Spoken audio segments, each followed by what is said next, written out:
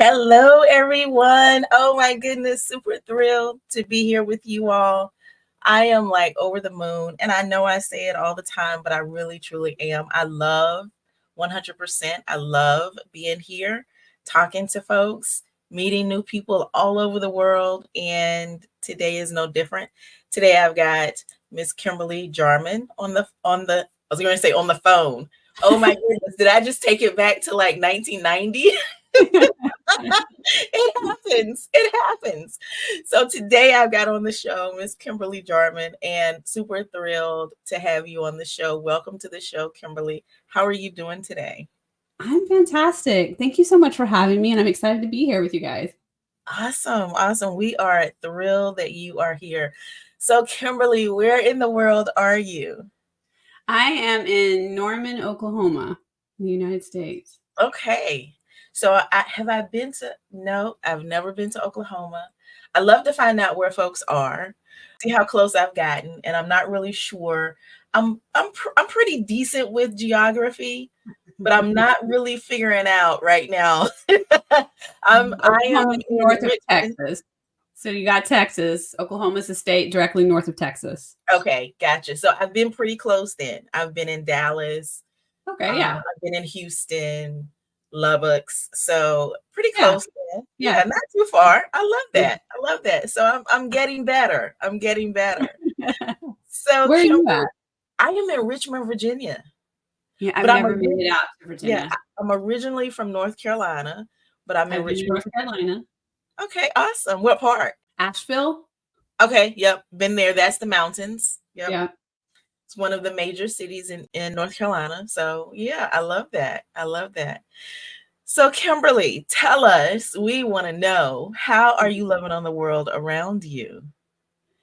So I love, in the coaching world, I talk about like you coach who you were. I don't know if like Yes. you've interviewed a lot of coaches, and I just have such a passion for women that have that, like, they know they're meant for more. Mm, They're sitting in their office because this was Kim, and I was like, I know I have more potential than this, and this cannot be what my life is going to look like for the rest of my life. But I was so lost, I didn't know, like, I didn't have enough belief in myself. Let's be honest about that. So I was kind of locked down a little bit in fear. And then I'm a big dreamer. Like, my dad used to tell me, he's like, you have a wine taste on a beer budget. Because I just have these big dreams, and I didn't have enough self-belief in myself, and I didn't know how to like move forward. So I just would sit in that office and like Google careers and be like, there's gotta be more. I cannot do this. So that's why I like to help. That's how I'm loving on the world, is just really trying to like get the word out there to women. Like, you get to you get to have the things that you want. And here's the path to get there. And it's self-confidence and rejection resilience. And for me, what really changed my life was learning Brooke Castillo. I don't know if you've heard of Brooke. She owns the Life Coach School. She has the model. My master's degrees in counseling. And as a client, I had 8 therapists. mm, And I had never heard anybody explain to me that your thoughts create your emotions, and your emotions drive your actions, and your actions create the results in your life. That was life changing for me. So that's how I love on the world now, is like just education, because education is empowerment, like trying to educate women. Like, we're not victims to the world. These emotions, they're coming from our thoughts, but they're also coming from our nervous system. So if we want to become the women that we want to become, we have to be able to manage our mind, and we have to be able to process our emotions and regulate our nervous system. Very yeah. long answer to your question. No, that is perfect. That is perfect. Because I know for myself now, I'm sitting here thinking, and I think this and I say this quite a bit with the folks that I talk to here on the show. Like, where were you in the early 90s? I needed you, Kim. I needed you. You know, Me too. I was that person. And so Yeah. I wanted to really say that because I want people to understand that it's okay to go through that. We all go through that, and there's nothing wrong. It's Yeah. just that we need to get on the path that we were designed for. Yeah, for sure. So Yeah. I And would the conditions, right? In society, like, you go to college, you get the degrees, you go get the full-time job, right? And then you get married and have your kids and like and then you get your retirement account and like that's what success is and happiness. But I'm finding more and more like it's this quarter life crisis. We hit 32, 33 and we're like, "What? This is not I'm not happy." And I did all the things. I checked all your boxes and this can't be the rest of my life. Or let's flip it around, someone like me who attempted to check all the boxes, and I talk about this. And so I would love for you to kind of expand on this. I did tell you I wouldn't do any gotchas, but I don't think this is going to be a You're good. gotcha. I'm good. Yeah.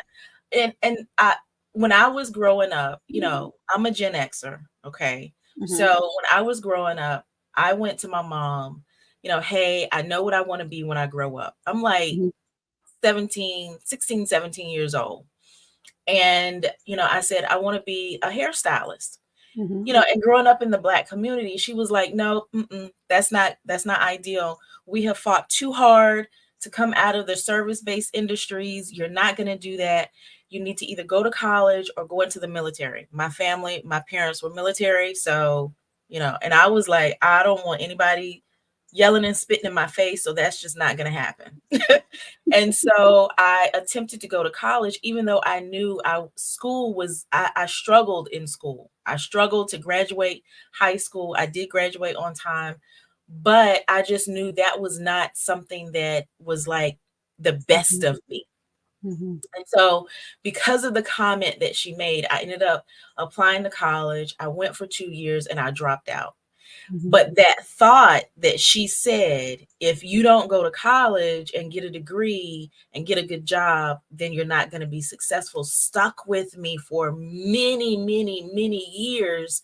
And it, even though it was planted, it was like it grew into so many different branches in my life. And what ended up happening was ended up going to school several more times. And so now a part of my testimony is I'm a 3-time college dropout. Everybody can't, everybody doesn't need to do the same thing that aligns with everybody else.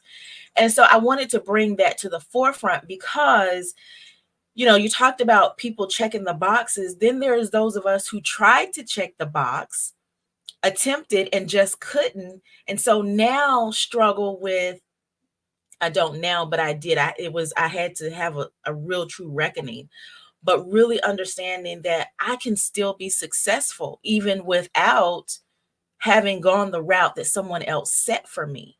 Oh So I yeah. love that you're talking about this and really dialing in with women because there are so many seeds that have been planted with us that we don't even realize or recognize. And then when we begin to uproot them, we're like, oh my God, I'm free. Yeah. I Yeah. know And I just unloaded a lot, but I feel like you're the person to talk to about this. yeah.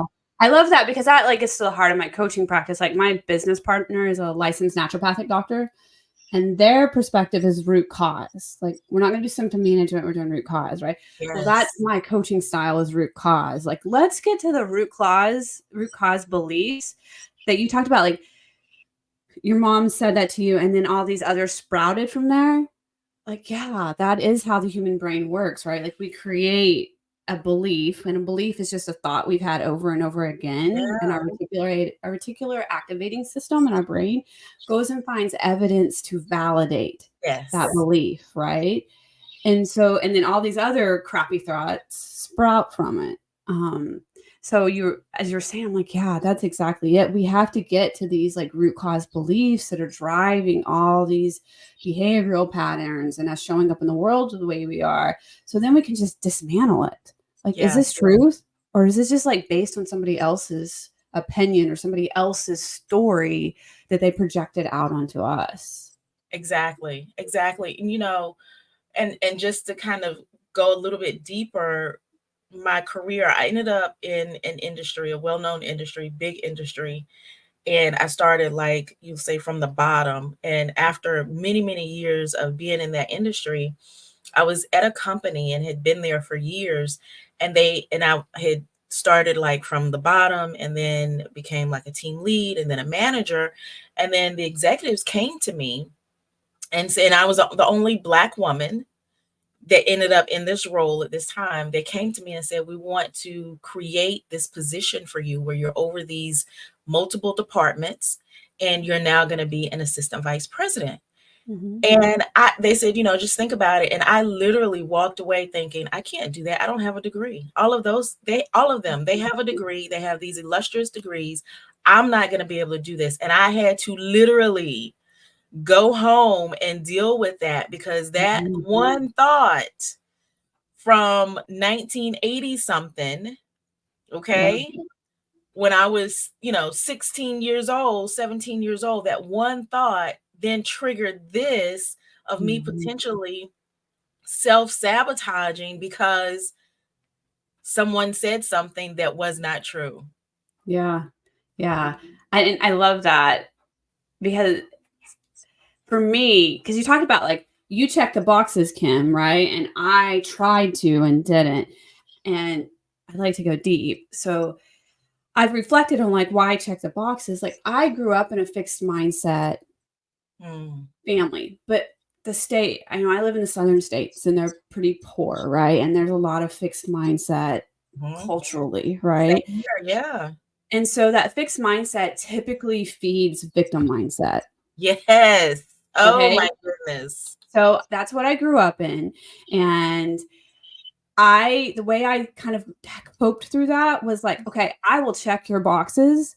And if this doesn't work out, it's not my fault. It's yours because I checked your boxes. So then I didn't Wow. have to be responsible, right? I didn't have to take responsibility for my life. I got to stay in that fixed mindset, that victim mindset. Like I did what you told me to do, and this didn't work out. So this is your fault, not This is mine. so good. This is so good. So that made it kind of hard when I went into higher ed. I did, I went got the full-time job, and my coworkers and boss would tell me like, you don't play well in the sandbox. And I don't, right? Like I didn't know that I was meant to be an entrepreneur. And I'm an Enneagram 8, so I have those like leadership skills, and it's like, actually I know what's better than you guys. So yeah, I make a terrible employee. But when I left, it was like, what am I supposed to do? And I had to take my entrepreneurial journey, and there was no one to blame, right? There's no rule book for being an entrepreneur. I couldn't turn around and be like, I failed, but I followed your thing. It was like, I tried that. I got coaching and I would try to like implement their recommendations to build a coaching practice. And of course, it didn't work for me because I'm not them, right? But so then I had to have this reckoning like, if you want to build a business, it is on you and you're going to have to take responsibility and make it your pathway. And that was really uncomfortable because I was so used to like following these rule books. So then I could turn around and be like, I did it and it didn't work and it's your fault. Yes. Oh my goodness. Listen, this is like probably, see, I don't want to make anyone feel bad, but this is probably one of the best conversations I've had in a really long time, because I feel like between my experience and your experience, those that are listening really need to dial into you, because you know and understand all the facets of it. It's multifaceted. We are multifaceted, and you understand each section of it. So, for those that are listening, if you are someone that resonates with how my life unfolded, by the way, I did end up taking the job. I did a fantastic job, toot my own horn, pat myself on the Of course back. you did. Whoever, I had no doubt. I knew the story was going to be like, yeah, she killed it. Yes, absolutely. But, if you're someone like me, you tried to check the boxes. You tried to do as society, your parents, whomever said, the caregivers that helped raise you. You tried to do what they said and it just didn't work. Or you're someone like Kim who you checked the boxes, but because of both sides, because of those mindsets, because of things that were planted, you then found yourself years later. Like for myself, I found myself, like you said, in my 30s. I mean, that was 20 years ago, but in my 30s, I'm like, oh my goodness, what am I doing with my life? I don't love this. I don't Mhm. love, there has to be more. And what you Mhm. talked about, I remember having that thought of, is this it? Mhm. Is this it? This can't be it. Mhm. So for those of you who are listening, oh my goodness, get the support that you need. Yes. Kim is here, Oh, and you can sense that she has an amazing spirit, a heart to serve, and that's what's going to be key. Because going into these types of situations, if you have someone that's doing like this, you need to run. She's yeah. not that person. I can tell you she's not that person.